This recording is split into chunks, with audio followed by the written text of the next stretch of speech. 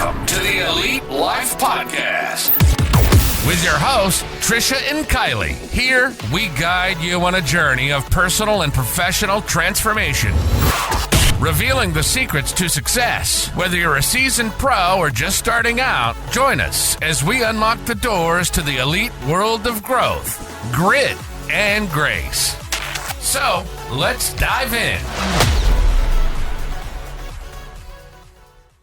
Welcome, friends, to another episode of the Elite Life Podcast. We are so glad you joined us today. My name is Trisha. And I'm Kylee, and we are very excited to dive into today's topic because, let's face it, fitness resolutions are basically something that a lot of us set with the best intentions, but sticking to them can be a real challenge. Oh, yeah. Unless you're Trisha.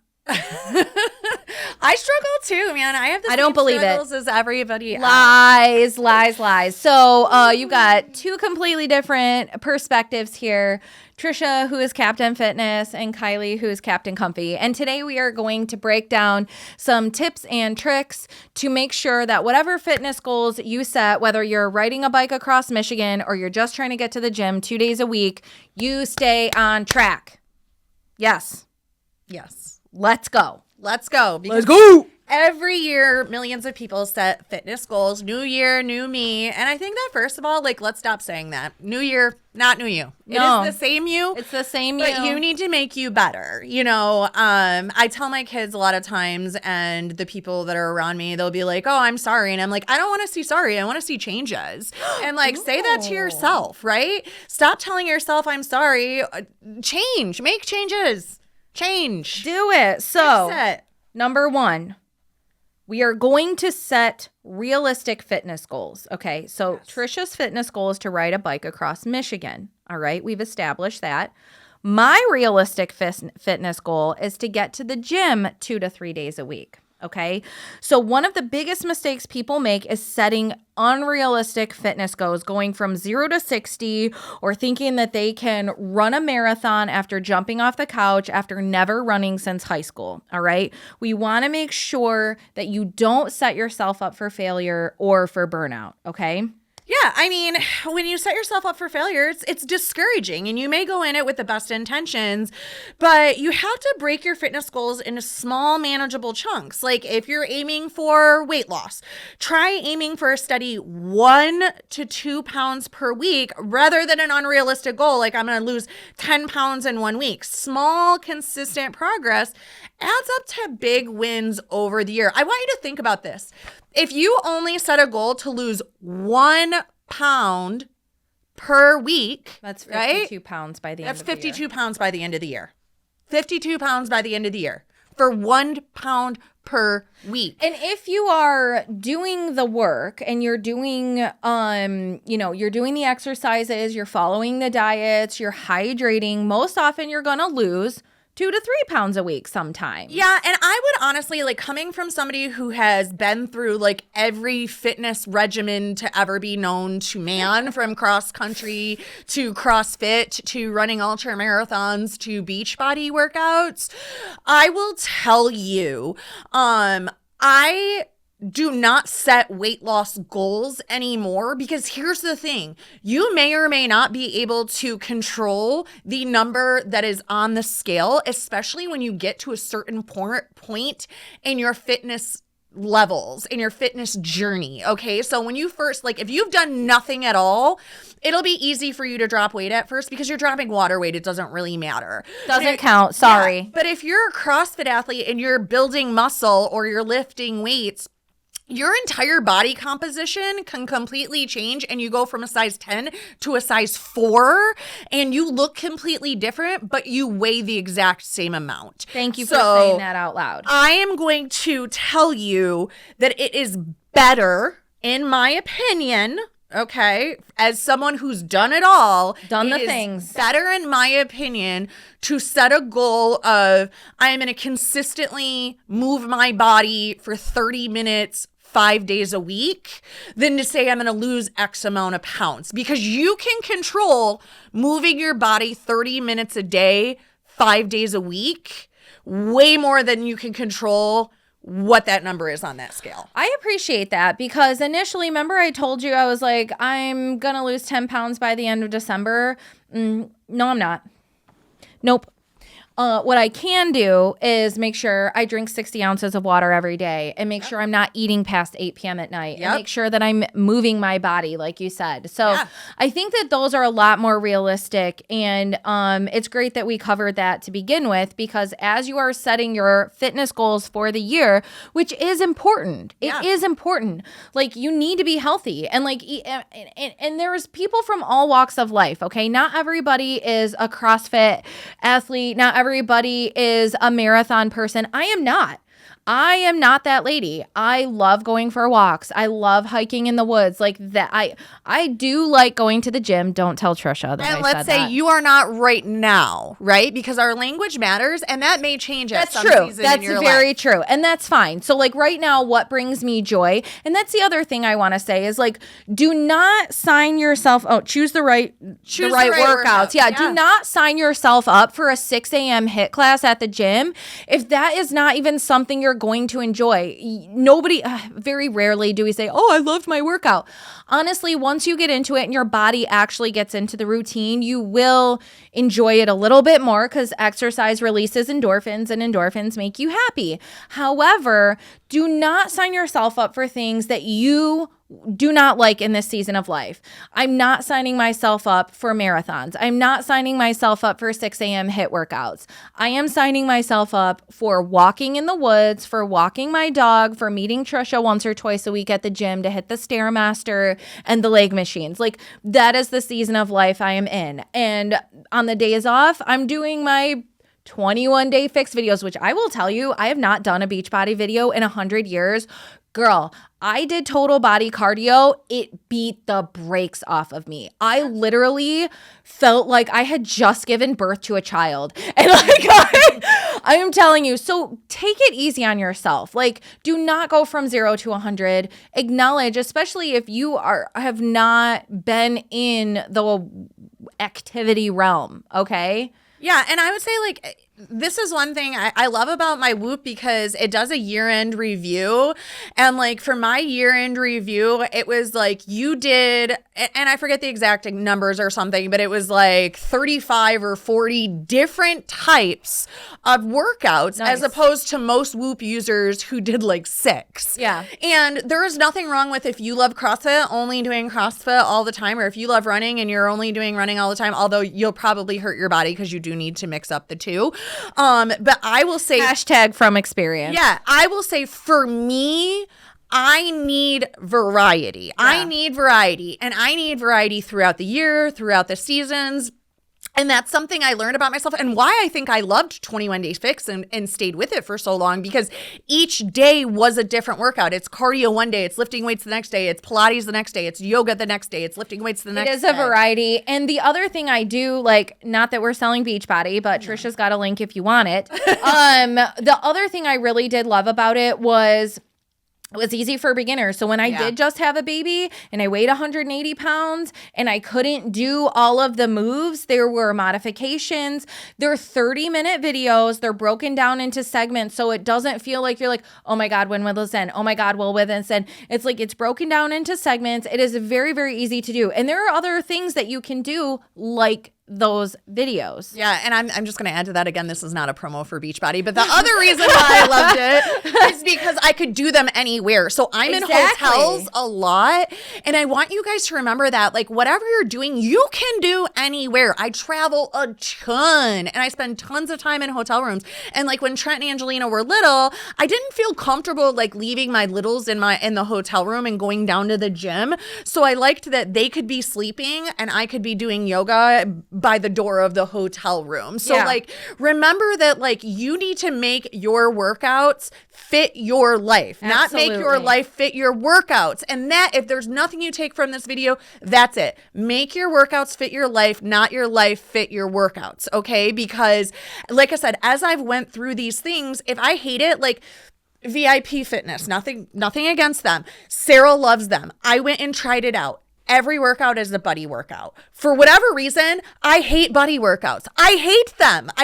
I don't know if it's like me having to like get a partner and it reminds me of gym class getting picked last or something, but I absolutely hate buddy workouts. CrossFit, I wouldn't go on Saturdays because they're buddy workouts. I don't know why, but I actually quit that whole gym because like I would dread going every day because I'm like, now I got to find somebody to be my buddy. And then I have to either feel bad because I'm going too fast or feel bad because I can't keep up, right? Like for whatever odd reason, that's not my jam. And so like I went for the first couple weeks and then I'm like, I'm not going to keep doing this because I'm not enjoying it. But I think also the other moral of the story is try different things. Yes. Try different things. That will help you to stick to your goal better. I would rather you start in the gym, realize that isn't working for me, go in your house, put on YouTube videos. Okay, that's not working for me. All right, pull out the bikes and go for bike rides with your kids. Go to the roller rink. Think outside the box, but stick to the goal.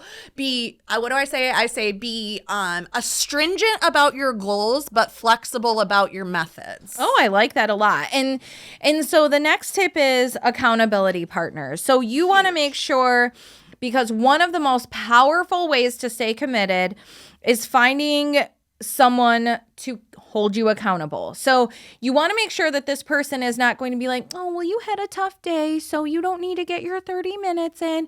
No, you need to find someone who loves you enough to say, hey, you said you wanted to get healthy. You said you were going to move your body for 30 minutes. I know that you have a cold, so why can't you just go for a walk outside? Yeah. And don't get me wrong, like I understand people get pneumonia, this bee right here had freaking COVID and was either walking or push-ups, or I'm pretty sure Peloton. Let me tell you something. And you obviously don't, yes, your body needs rest, but I think that it's so easy for us, quote unquote newbies or dabblers to find excuses. It's raining, I can't go for my walk. I didn't stretch so my body hurts, so now I can't do a video.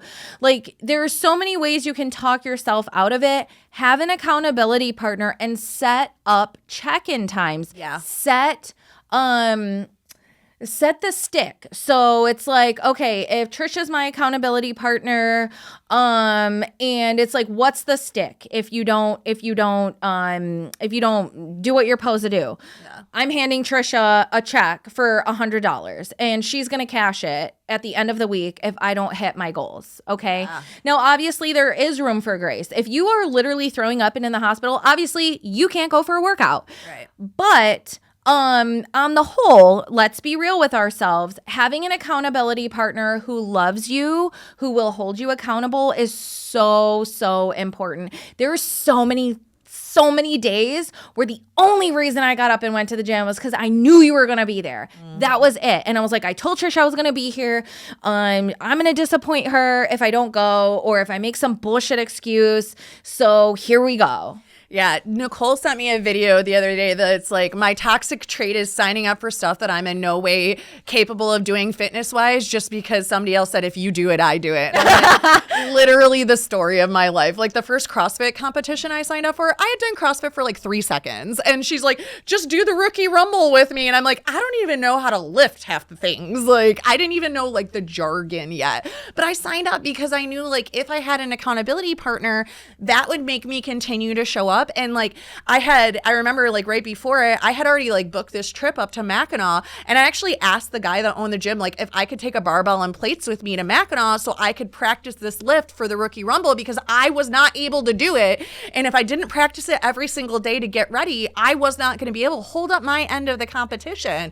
So it's like it'll make you think outside of the box because like you said, you don't want to disappoint your partner. You want to show up for them. And like when we were training for our first marathon, I remember Alicia telling me like she would see me so busy like doing this and doing that and doing all these things, and she's like, well, if Trish can do it even though she has all those things and all those places to do, then I need to do it too. So it keeps you inspired. Or it could be a challenge like that one year you and Ryan did 75 hard against me and Dave, and it was like, okay, whoever won was gonna have to buy the other one some stuff, and it was like you guys didn't have money to buy the stuff and I didn't want to lose, so like our friendly challenge kept us going, and you finished your 75 hard and Ryan finished 75 hard. hard when you guys thought you could never, ever do that. And you got so many things out of it. You guys both lost weight. The whole family was talking about the whole family. Dude, there were days where, I mean, and mind you, we started this in January. So this was January through March. And there were days where I looked at Ryan and I was like, all right, we just fed the kids dinner. Like, we need to finish our 45-minute outdoor. So we bundled the baby, we bundled the girls, and we made our kids walk around with us for 45 minutes outside. But it bonds your family too. And also, Ryan will never do it again. No. He got scarred. He probably will. And here's why. Because when you shift your perspective to thinking about all the things you got out of it that were so great instead of what inconveniences came along the way. Like I was telling Nicole this the other day when we were talking about the bike ride. I'm like, yes, you know what? On some Saturdays, you're going to be training for 3 hours, 4 hours, 5 hours. But what would you be doing instead? Riding on the couch, watching Netflix, feeling sorry for yourself, drinking the night before and being hungover the whole next day and hating yourself? What's the alternative? Nothing is feeling better and more accomplished than going out and doing something before everybody else even woke up. And I learned that from my marathon training. Me and Alicia would go run 15, 16, 17, 18 miles and nobody else on the planet has even woke up yet. And we feel amazing. We're like, dude, we just crushed what like nobody else would ever do. And they're not even out of bed yet. Yep. And like, it feels so good. So you need to think about like Jesse Isler says, like, think about tomorrow, Kylee. Think about tomorrow, Trisha. Do you want to be proud of yourself because you did something that nobody else was doing when nobody else was doing it? Or do you want to feel crappy about yourself because you self-sabotaged yourself again and you wasted 4 more hours doing jack crap and you let yourself down again and you let other people down again? No, you want to inspire the people around you and bring them along so that even if they're not excited about it when they get started, there was nothing that you're doing today that you were excited about doing when I told you you're going to do these things, Kylee. You're like, I don't want to do 75 hard. I don't want to go to the gym on Monday morning. I don't want to be in real estate. And now you're a top producer going to the gym, hitting 75 hard multiple times. And like everything about you has changed. And think about how proud you are of yourself and think about how proud your family is and how great it made your life just by coming along for the ride with me. Yeah, absolutely. So drag someone along. That's the moral of the story. It comes up to our next one, which is setting up for long-term success. So it's easy to feel pumped in the first few weeks, but what happens after the initial motivation fades? So what got me through to the end of our first 75 hard was I'm already here. I'm already here. I'm already here. Like we've already been doing it. Like when Ryan and I decided we were going to quit drinking, I was like, okay, well, and I got to Thanksgiving and I was like, I've already done this for a month. Why would I ruin my record? Right. And we're going to come to Christmas Eve and I'm going to say, why would I ruin my record? And I mean, it's just a mindset of you're already here. You're already here. You're already here. And some people might be like, F it. I don't even care. I don't even care. I don't even care. But again, think of because you do care. You're telling yourself you don't care, but you do care. Nobody wants to be a failure. Nobody wants that. Nobody wants. I don't know. It's one of those things like choose your hard, right? Do you want to go back to the store and have to buy yourself big jeans again? No. Because that's what keeps me in shape. I don't want to have to go buy new clothes. I don't want to ever in my life put on a double-digit pair of pants. You fit in that dress from 2 years ago. Yeah. And I haven't worked out in 30 days because of my brokenness. But you know what?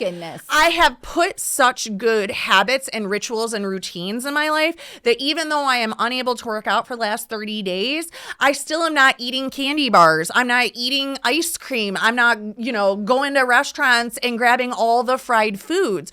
You set up your habits and rituals and routines one small step at a time. And then when something does happen, I'm able to give myself that grace and that compassion where, like yesterday, I will say this, yesterday was a bad mental health day for me.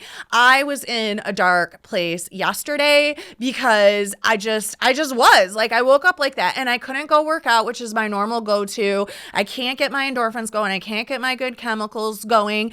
And I had to think about that. I had to think about the fact that, you know what, Trish, you did wear a dress that you wore 2 years ago with no problem and everybody told you how no great problem. You are eating vegetables vegetables. You are still drinking your water. You know, my water is always with me. Like, you have set up the good rituals and routines and habits over this year. So although you're not able to do everything the way you want to right now, you will be eventually, right? Right. And you're going to go right back to that. And you have had a great year. And I had to be able to reel myself in and remember that. So I was able to give myself some grace for yesterday and then wake up today and be like, all right, here we are. We're back at it. Like, let's get back to crushing life. And that's part of this. Like, if today you wake up and your 100% is just surviving, then you make sure tomorrow you double down on your success, right? And that's what matters. And that's how you stick to long-term sustainability instead of me being like, well, no, I haven't worked out. Like, because when I go back to the gym, I can't be like, well, I haven't worked out in 60 days, so I can't do nothing, so I'll just never go to the gym again. I'm starting all over. I'm not starting all over, dude. I have like 8 years of fitness and rituals and routines and habits in the closet, and it's going to be okay. And the other thing is that keeps you motivated that I really liked about 75 Hard was you had to take a progress picture every single day. Yeah. Every single day. So tracking your progress is really important. And you can do this in a spreadsheet. You can do this on a piece of paper. You can do it on the calendar. Any which way that works best for you, I would say pick somewhere where it's visual. Okay. Yeah. So that way, when you are in the trough of sorrows and your body hurts and you don't want to go do that workout, or you really want that piece of cake, or you really want to have that glass of wine, or whatever it is that you said you wouldn't do, or you said you would do, you could take a look at the calendar and you could be like, I have been following this plan for the last 29 days. Why am I going to ruin it now? Like, ask yourself, and have that internal dialogue. Like, there have been so many days where I'm like, is it really worth it? Is it really worth it? Is it really worth it? Is it really worth it? And most often it's not, because I know that, like, for me, it is eating. It is eating. I love eating cereal right before bed. It is my favorite shit in the whole wide world. And I'm not talking about, like, it doesn't even have to be good cereal. I will eat a whole box of freaking Rice Krispies with brown sugar on top and syrup. Like, and now that I've been abstaining from that, my body has let go of that craving, that habit, so it's a little bit easier. So that's the other thing to remember, is the longer you do it, the more it becomes a habit and the less you are going to want to fall back into your old stuff. But I had to, the one night I was just like, I came to a spot where, like, it was a busy day and it was my fault. I didn't plan my eating, and I was like, it's after 8. Do I really want to eat? And it was like, I could eat an apple, I could eat a carrot, but I said that I wasn't going to eat after like 8:30, and it's now 9 o'clock, 10 o'clock at night. And I know that if I smash a bowl of Wheaties, I'm not going to sleep right. My body is going to be sad when I wake up in the morning. I'm going to feel like garbage. I'm going to miss my alarm. And so I went to bed, and, like, I was laying next to Ryan and my stomach was like, and he's like, are you okay? And I'm like, yes, I'm fine. I need to go to sleep. I need to pound some water. I need to go to sleep. So make sure that you are doing all the things. Make sure you're setting realistic goals. Make sure that you are being kind to yourself and you're picking things that are I don't want to say don't set the bar high, because you definitely want to do that. They're goals for a reason. But don't say that you're going to run a marathon in 4 weeks if you've never done it before. Be kind to yourself. Yeah. And I think that is why people quit, because they're like, oh, January 1st, I'm going to start, hitting the gym 4, 5, 6, 7, 8, 9, 10 days a week and doing this and doing that. And, like, set yourself up for success. You know yourself better than anyone else. Make sure you put together a regimen and a routine that is going to work for you. Get an accountability partner who loves you enough to tell you the truth. I can't stress that enough.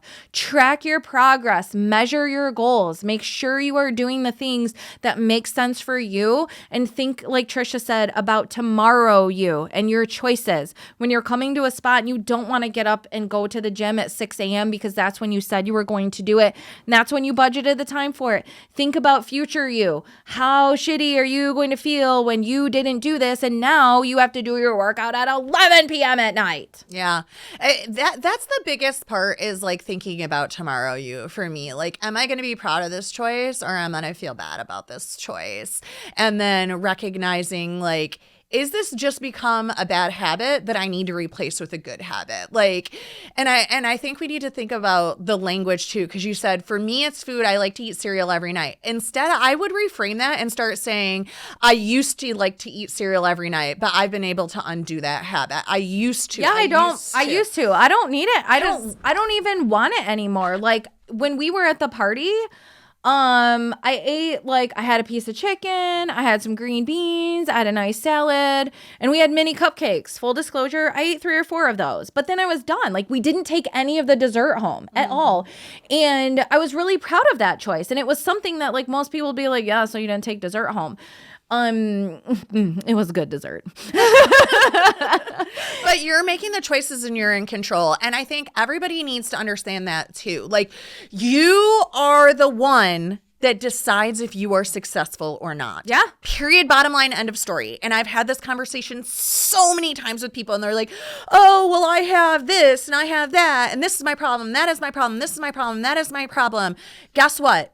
There are people that CrossFit that have no legs. There are women that are over 100 years old that run marathons. There are people with diabetes that still are able to work out and eat right every day. For every excuse you have, there's another human on the planet that has it worse than you that's doing it. And I want people to remember that. People that have less than what you have, whether it be health, whether it be wealth, whether it be time, whatever it is, are accomplishing more than you are, because they make the choice to show up. They make the choice to take action. They make the choice to make the best right choice. And you may not always do it right. I don't always do it right. I am not perfect. I fail all the freaking time.